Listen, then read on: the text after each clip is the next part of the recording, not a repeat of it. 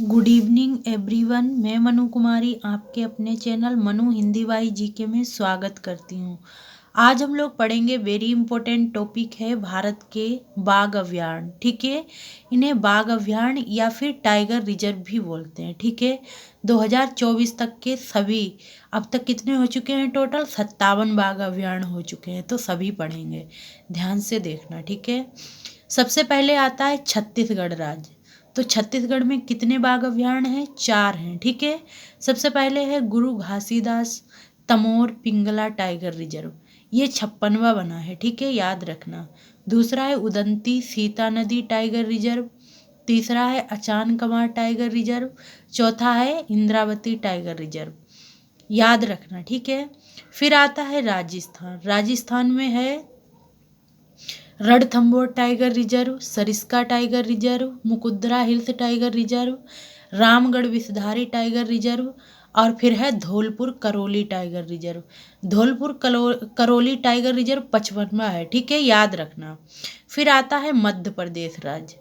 तो मध्य प्रदेश में सबसे पहले है Kanha tiger reserve, Pench tiger reserve, Panna tiger reserve, Bandhavgarh tiger reserve, Satpura tiger reserve, Sanjay Dhubri tiger reserve, Veerangana Durgavati tiger reserve, Ratapani tiger reserve. Ratapani tiger reserve 57वां बना हुआ है। ठीक है, ये सबसे बाद में बना है, ध्यान से देखना। रातापानी टाइगर रिजर्व कहाँ है? तो मध्य प्रदेश में है, ध्यान से। ठीक है, याद रखना, इम्पोर्टेंट है ये क्वेश्चन। फिर आता है आगे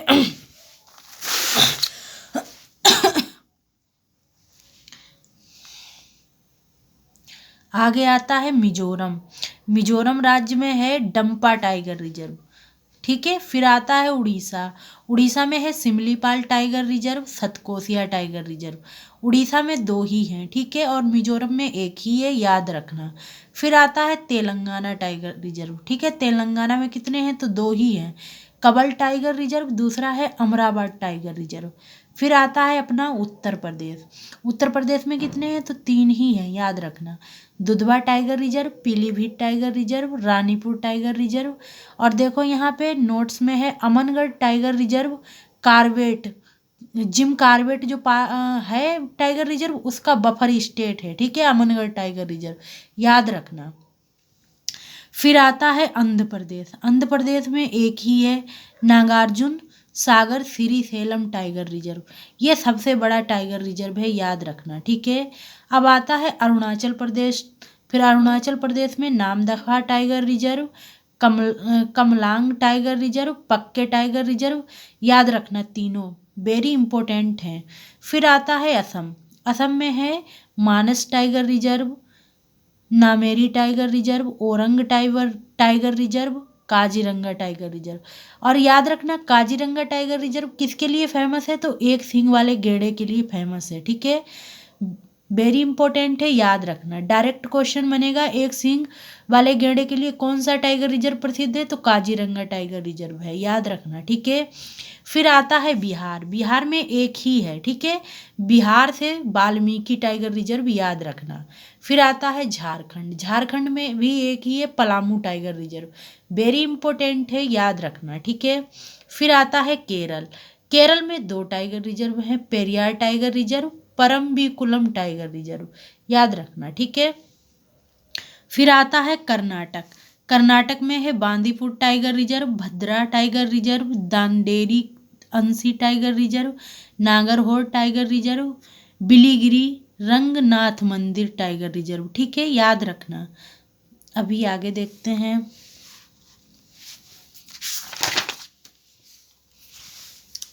फिर आगे है उत्तराखंड। उत्तराखंड में 2 हैं, Rajaji tiger reserve, Corbett tiger reserve. फिर आता है पश्चिम बंगाल। पश्चिम बंगाल में सुंदरवन टाइगर रिजर्व, और दूसरा है Buxa tiger reserve, very important है, याद रखना। ठीक है, फिर आता है तमिलनाडु। तमिलनाडु में कौन सा है? तो देखो, कलाकड़ मुंडन थुरई टाइगर रिजर्व, और फिर आता है Anamalai tiger reserve, Mudumalai tiger reserve, Sathyamangalam tiger reserve, Sri Villiputhur Megamalai tiger reserve. देखो, तमिलनाडु के जो टाइगर रिजर्व हैं उनका नाम ही बड़ा अटपटा है, तो ध्यान से याद रखना, सही से याद कर लेना, ठीक है। फिर आता है महाराष्ट्र। महाराष्ट्र में है Melghat tiger reserve, Pench tiger reserve, Sahyadri tiger reserve, Tadoba Andhari tiger reserve और है बोर टाइगर रिजर्व, महाराष्ट्र में है, ठीक है। वेरी इंपॉर्टेंट है, ध्यान से देखना। फिर मैंने यहाँ पे कुछ क्वेश्चन दिए हुए हैं, उससे पहले मैं आपको कुछ और याद करवाती हूँ, वो भी इम्पोर्टेंट है। हाँ देखो ध्यान से, यहाँ पे सबसे पहले महत्वपूर्ण बाघ अभयारण्य देखो। यहाँ से बाघ, बाघ तो भारत का राष्ट्रीय पशु है, सभी को पता है। बाघ का वैज्ञानिक नाम कुछ लोगों को ही पता होगा, याद कर लेना, पैंथेरा टिग्रिस है, ठीक है। फिर आते हैं दिवस। बाघ दिवस कब मनाया जाता है? तो 29 जुलाई को राष्ट्रीय बाघ दिवस मनाया जाता है, याद रखना। अपने आप में ये क्वेश्चन है एक, ठीक है। फिर बाघ को अंधेरे में मनुष्य से 6 गुना बेहतर देख सकता है, ये भी पता होना चाहिए, ठीक है। फिर आता है प्रोजेक्ट टाइगर। प्रोजेक्ट टाइगर 1973 में आया था, ठीक है। फिर है भारत में कुल बाघ कितने हैं 2024 तक? तो 3167 हैं, ठीक है। और 2024 तक कुल टाइगर रिजर्व कितने हैं? तो 57 हैं। सभी हर लाइन अपने आप में एक क्वेश्चन है, ध्यान से पढ़ना, ठीक है। फिर आता है IUCN रेड डाटा बुक के अनुसार बाघ लुप्त प्राय के रूप में वर्गीकृत हैं। देखो यहाँ से IUCN की फुल फॉर्म है international union conservation of nature. यहाँ से अपने आप में क्वेश्चन है कि बताओ कौन से जीव जंतु लुप्त होने वाले होते हैं, तो उन्हें किस बुक में रखा जाता है? तो याद रखना, रेड डाटा बुक में रखा जाता है। 2019 में जो पेपर हुआ था यूपी पुलिस का, उसमें पूछा गया था, याद रखना।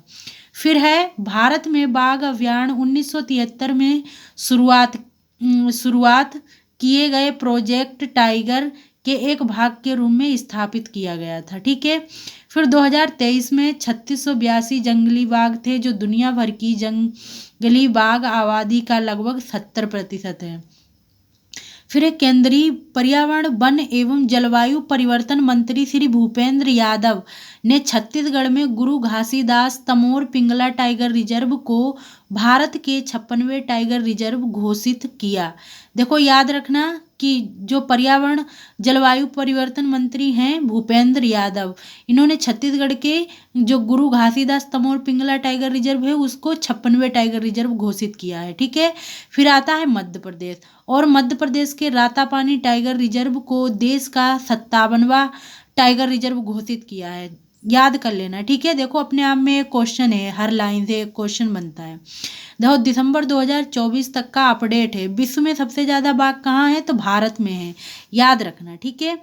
फिर आता है भारत का पहला tiger reserve Jim Corbett tiger reserve है, जो उत्तराखंड में है, ठीक है। फिर है भारत का सबसे बड़ा टाइगर रिजर्व, तो नागार्जुन सागर श्रीशैलम टाइगर रिजर्व है, जो आंध्र प्रदेश में है, याद रखना।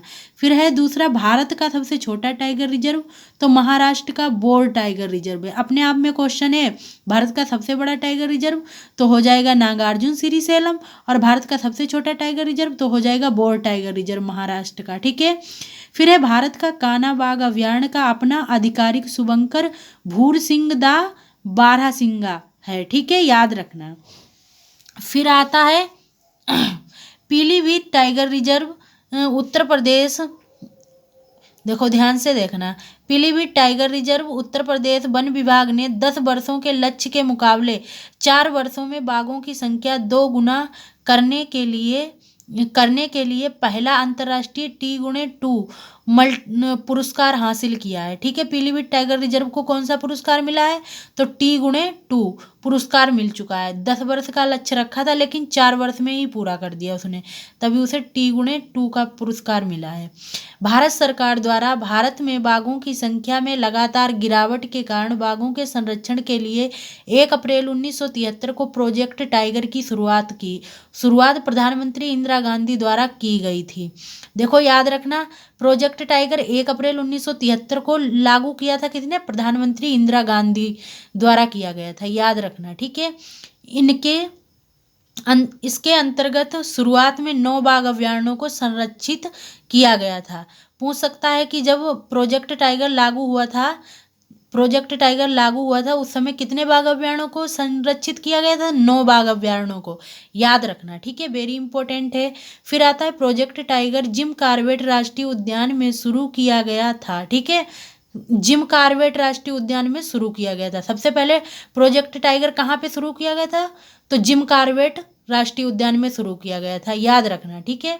फिर है प्रोजेक्ट टाइगर के उद्देश्य क्या थे? तो बाघों की संख्या में वृद्धि करना, बाघों के प्राकृतिक निवासों की संख्या में वृद्धि करना, बाघों को संरक्षण प्रदान करना, ठीक है, याद रखना। फिर आता है international big cat alliance. Bharat औपचारिक रूप से इंटरनेशनल बिग कैट अलायंस में शामिल हो गया है, ठीक है। भारत, निकारागुआ, एस्तानिया और सोमालिया सहित चार देश इंटरनेशनल बिग कैट अलायंस के सदस्य बन चुके हैं, ठीक है। देखो ये अपने आप में क्वेश्चन है कि इंटरनेशनल बिग कैट अलायंस के कौन कौन से देश सदस्य हैं? तो 4 देश हैं, भारत, निकारागुआ, एस्तानिया और सोमालिया, याद रखना, ठीक है। फिर है इंटरनेशनल बिग कैट अलायंस का विचार पहली बार 2019 में भारत के प्रधानमंत्री नरेंद्र मोदी द्वारा प्रस्तुत किया गया था।